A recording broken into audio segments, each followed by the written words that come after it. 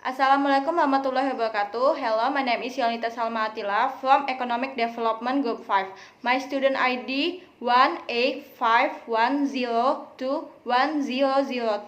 Today I will read an article from Bloomberg magazine about could Fukushima happen here? Let's get started. Could Fukushima happen here? U.S. nuclear plants weren't built for the growing risk of climate change. In 2011, after an earthquake and tsunami caused a meltdown at Japan's Fukushima Daiichi power plant, Gregory Judge, then the chairman of the U.S. Nuclear Regulatory Commission, had to worry about two things: whether radioactive fallout would harm the U.S. and whether a similar accident could befall an American plant. The answer to the first question turned out to be no. The second question preoccupies him still. The NRC directed the operators of the 60 or so working U.S. nuclear power plants to evaluate their current flood risk. Using the latest weather modeling technology and accounting for the effects of climate change, companies were told to compare those risks with what their plants, many almost a half-century old, were built to withstand, and where there was a gap to explain how they would close it.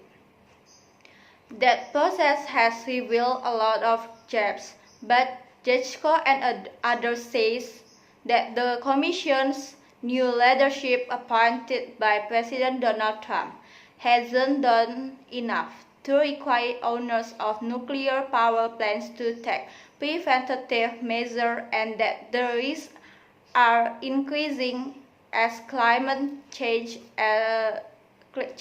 worsens. According to a Bloomberg review of correspondence between the Commission and plant owners, 54 of the nuclear plants operating in the U.S. weren't designed to handle the flood risks they face. 53 weren't built to withstand their current risk from intense precipitation. 25 didn't account for current flood projection from streams and rivers. 19 weren't designed for their expected maximum storm surge. 90 face 3 or more threats that they weren't designed to handle. The industry argues that rather than redesign facilities to address increased flood risk, with Judge advocates it's enough to focus mainly on storing emergency generators, pumps, and other equipment in on-site concert bunkers, a system they call FLEX, for flexible mitigation capability. Not only did the NRC agree with that view, it ruled on Jan 24 that nuclear plants wouldn't have to update the equipment to deal with new, higher levels of expected flooding. It also eliminated a requirement that plants run flex drills. Matthew Walt, spokesman for the Nuclear Energy Institute, a nuclear threat group, calls the odds of Fukushima-style nuclear meltdown that affects people outside a power plant's wall vanishingly small. He says those risks got smaller once plants installed flex emergency equipment after Fukushima. There is a perennial problem in any high-tech industry deciding how safe is safe enough. He says the civilian nuclear power industry exceeds the NRC required safety margin by substantial amount. He also notes that nuclear power produces more than half the carbon-free electricity in the U.S. The commissions, their members appointed by President Trump, wrote that existing regulation were sufficient to protect the country's nuclear reactor. Jaco disagrees any work that was done following Fukushima is for naught because the Commission rejected by binding requirement to use that work. He says, "It's like studying the safety of seat belts and then not making automakers put them in car." The Commission is carrying out the term deregulation philosophy, says Edwin Lyman, head of the Nuclear Safety Project at the Union of Concerned Scientists.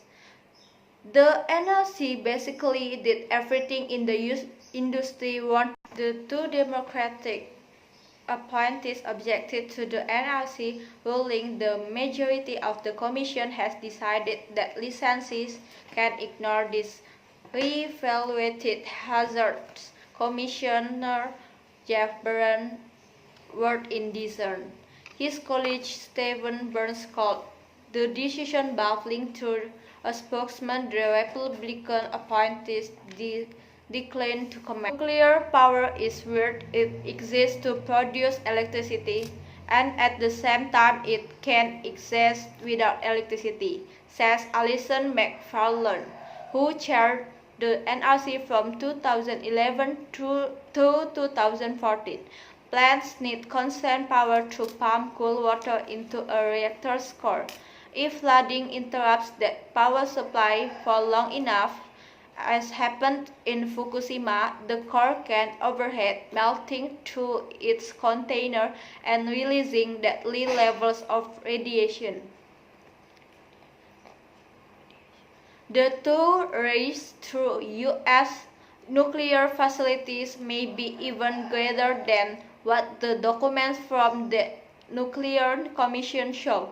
The Commission allowed nuclear plant operators not only to perform their own estimates of current flood risk, but also to decide what assumption to make, for example, the maximum likely hurricane speed or how much rain would fall in extreme storm. The Commission refused that work. The Commission also rejected a recommendation by their own staff that would require nuclear power plants to update their risk assessment periodically to reflect the advancing threat to climate change. Anything that increases their cost now threatens their existence. Thank you. Wassalamualaikum warahmatullahi wabarakatuh.